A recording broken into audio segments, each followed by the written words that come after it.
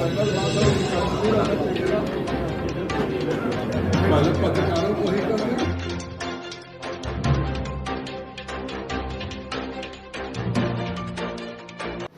Bharatiya Janata party के प्रदेश अध्यक्ष के नाते लगातार मेरा प्रवास चलता रहता है और उसी सिलसिले में आज मैं अपने पदाधिकारियों के साथ नालंदा जिले की बैठक कर रहा हूँ और दिसंबर में हम यहाँ पर बूथ अध्यक्षों का एक बड़ा सम्मेलन करने जा रहे हैं। पूरे बिहार में प्रत्येक जिले में कार्यक्रम हो रहा है और उसी के तहत पूर्णिया में, छपरा में, भोजपुर में कार्यक्रम हुआ था। उसी प्रकार का एक कार्यक्रम नालंदा जिले में भी इस वर्ष ही होगा और माननीय गृह मंत्री जी उस बूथ अध्यक्षों के सम्मेलन में स्वयं उपस्थित रहेंगे।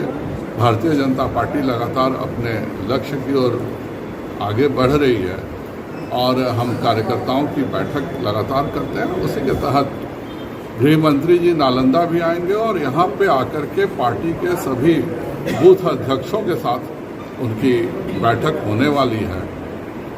जो कुछ भी नालंदा में विगत दिनों में हो रहा है वह बहुत ही दुखद है।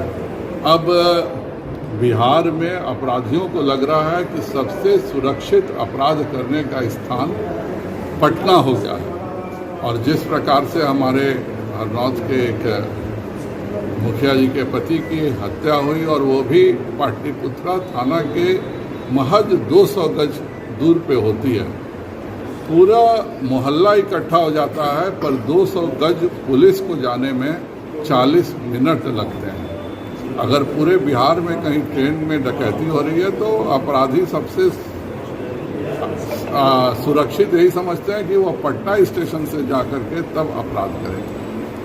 इस तरह की जो घटनाएं बढ़ी हैं वह बहुत ही दुखद हैं।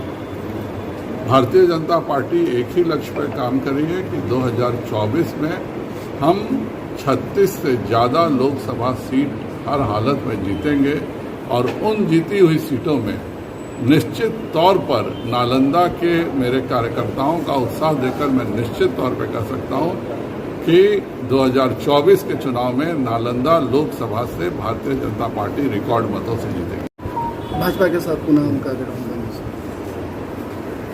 ऐतिहासिक रूप से कुछ समाजवादी नेताओं का यह चरित्र रहा है कि जब जिसके साथ रहते हैं उसकी जड़ें खोदने का काम करते हैं और जो उनके विरोधी होते हैं उनको मदद पहुंचाने का काम करते हैं। यह बात मैं प्रदेश अध्यक्ष के तौर पर 19 जून को लिखा था, वह उस समय भी सच था।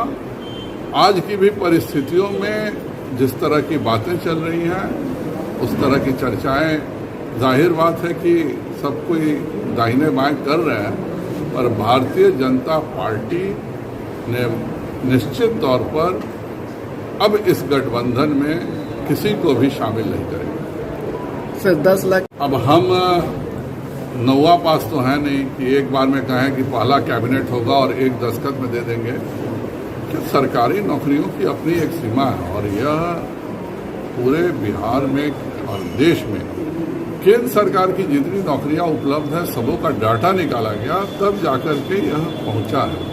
पर हमने मुद्रा लोन के माध्यम से, हमने PMEGP के माध्यम से, हमने एम्प्लॉय प्रोविडेंट फंड के माध्यम से करोड़ों लोगों को रोजगार के अवसर दिए हैं, चाहे वह PLI हो। और यह डाटा कोई छुपा हुआ डाटा नहीं है। आप मुद्रा लोन पे 10 लाख से ऊपर नौकरियों का डाटा देखिए। जो लोग पहले प्रोविडेंट फंड में पैसे जमा नहीं करते थे, जाहिर बात है आपको नौकरी मिलेगी तभी आप एम्प्लॉय प्रोविडेंट फंड में पैसे जमा कीजिएगा। 2014 के बाद यह जो नए EPF में करोड़ों नए लोग जुड़े हैं यह बताता है कि भारत सरकार ने कितने ज़्यादा रोजगार के अवसर पूरे भारतवर्ष में दिए।